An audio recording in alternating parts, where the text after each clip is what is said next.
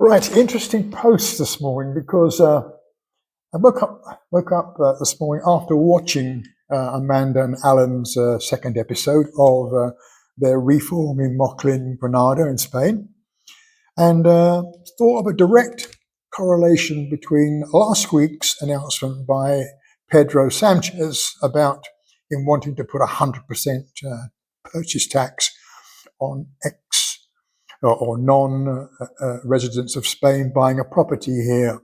Now, okay, I think I mentioned in my post last week, what difference an expat brings to the Spanish economy inland.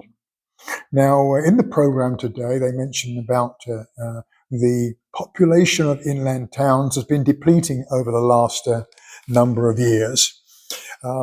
Whereas once a youngster gets to workable age, they go off to Alicante or the big cities to find work.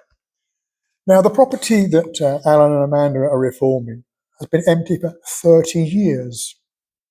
So what's happened in the last 30 years about a Spanish buyer of the property? Not being there, no.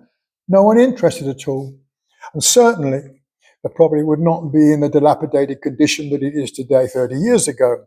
So for the last 30 years, no interest from any Spanish person to purchase this property. Okay? But it's what we love a project, isn't it? What we love a project. So many, I don't know of a single inland town where there's not a brick community, Alan and Amanda there, off they go to the DIY store and local builders, merchants, etc., and they're buying all the materials they need to reform the property, bringing money to the economy. They're using local labour as well for the work. They're bringing money to the economy. When they finish this project, they're making a business, a B&B business, bringing economy locally. Okay, so over the last 20 odd years, the amount of revenue that us Brits have brought to the Spanish economy is incredible. So, Sanchez, you are just not informed correctly. I understand your comments about coastal properties on the beach there and investments, buying just to get the revenue there, but we're talking about inland. So instead of these properties dilapidating to absolutely nothing, they're being purchased at a good price, a good price locally, and reformed, creating the new communities. Now, anyone that's known me, when I first came to Medina, there was 1,500 people living here. Okay, 62 empty houses, which I bought. So now there's over 5,000 in our community, 5 mobile home parks, but nevertheless, that's very strong English community here. So many Brits have purchased. In fact, now I would say that it's difficult to find a bargain in Medina because of the demand for this town.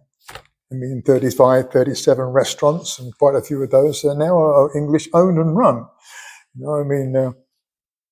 I normally treat myself once a month to a really great English breakfast, €7. Really, really great English breakfast. Anyway, I'm going off track here. So, Amanda, Alan, second series last night, second program. Didn't see what going to Cadiz on the beach had to do with it at all. Really liked that, Amanda, really liked that you're using some wallpaper now in the property. That's something that I've always liked to use on the properties that I've reformed there, instead of just seeing the plain white or plain grey walls there.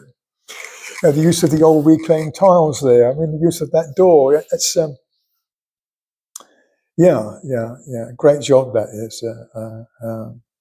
It's getting there, it really is. I am enjoying the program, but really my focus has to be on the millions of Brits that are watching in the UK and saying, I could do this. Yes, you can. Yes, you can. I will be your expert. I will hold your hand. One point I want to bring up. I see in Amanda and Alan's house there that they have put a new ceiling in on the second floor, because I can see the pots and the beams. Beams are called vigas. Yeah, so a lot of the older properties in inland Spain, in the towns there, especially the terraced houses there, they have a very little outside space on the ground floor. Why? Well, the owners are working the land all day, so the last thing they want to do is work in the garden. So anyway, a lot of us Brits buying there was not our object of being here. We want to sunbathe. We want to. So if you're considering purchasing a property for reform and it needs a new roof, what I always suggest is consider not having a new roof, but having a roof terrace. It's a couple of thousand more expensive overall, but using a local architect, going to the town hall and getting a license, what you end up doing is creating an amazing roof space there for sitting in the afternoon sun there or the evening with amazing views over the town or the countryside there and watching the sunset. Also, it puts incredible value on the property as well. So you can buy your old property for reform, have your roof terrace with your great views there, and enjoy the Spanish lifestyle. Okay? That's enough for now. See you for the next episode.